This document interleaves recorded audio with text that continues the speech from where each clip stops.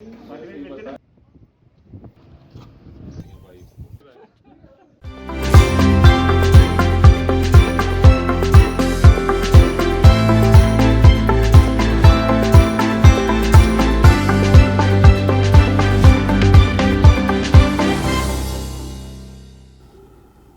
तो आप मेरे सोशल मीडिया पे पढ़ लीजिए जो मुझे कहना है।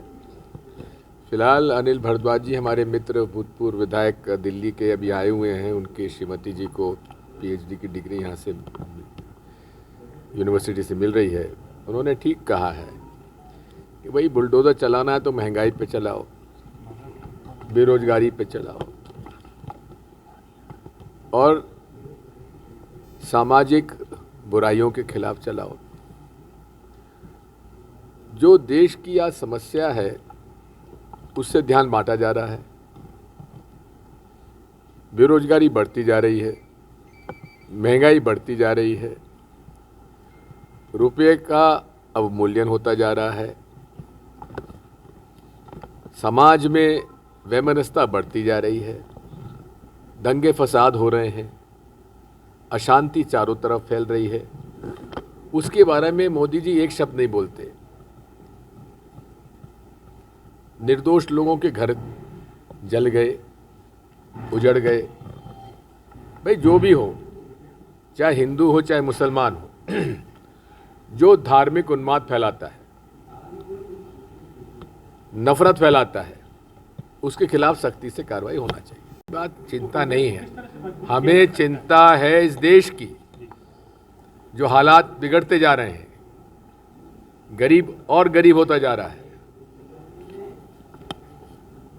करोड़पति अरबपति हो रहा है, अरबपति खरबपति हो रहा है और गरीबी बढ़ती जा रही है।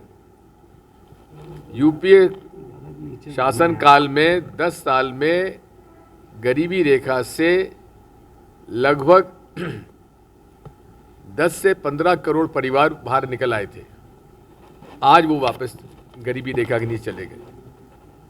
तो हमें देश की चिंता है। जहाँ तक कांग्रेस सवाल है, कांग्रेस पार्टी पूरे देश में है।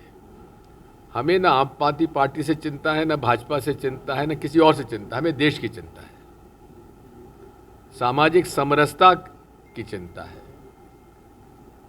धार्मिक उन्माद और नफरत फैलाने वालों के मंसूबों की चिंता है। इसलिए हम लोग यहाँ सत्ता के लिए तो हैं, क्योंकि हमें लागू करना है हमारा एजेंडा। जो एजेंडा है गरीब का, किसान का, मजदूर का, और जिस तरह से महात्मा गांधी और पंडित जवाहरलाल नेहरू के विचारधारा के आधार पर कांग्रेस ने आज़ादी से लेकर आज तक, जहां हम लोगों का जीडीपी बहुत कम हुआ करता था, गरीबों की संख्या बहुत ज़्यादा थी, देश में अकाल पड़ता रहता था, उस सब से उबर कर हम आगे निकले, आत्मनिर्भर बने। खाद्यान्न में पब्लिक सेक्टर एंटरप्राइजेस आगे आई, आईआईटी, आईआईएम, रिसर्च, साइंस की संस्थाओं की वजह से पूरे विश्व में भारत का नाम हुआ। पूरे विश्व में 5वें नंबर पे हमारी अर्थव्यवस्था आ गई थी। 14 के बाद क्या हुआ? अवमूल्यन होता जा रहा है, जीडीपी नेगेटिव में चला गया। वही कोरोना बांग्लादेश में भी हुआ, लेकिन बांग्लादेश में कोरोना में भी नेगेटिव में नहीं गया, जीडीपी हमारा नेगेटिव में चला गया, क्योंकि इन्होंने जो रिलीफ पैकेज दिया कोरोना में, वो गरीब को नहीं मिला, छोटे मध्यम उद्योग को नहीं मिला,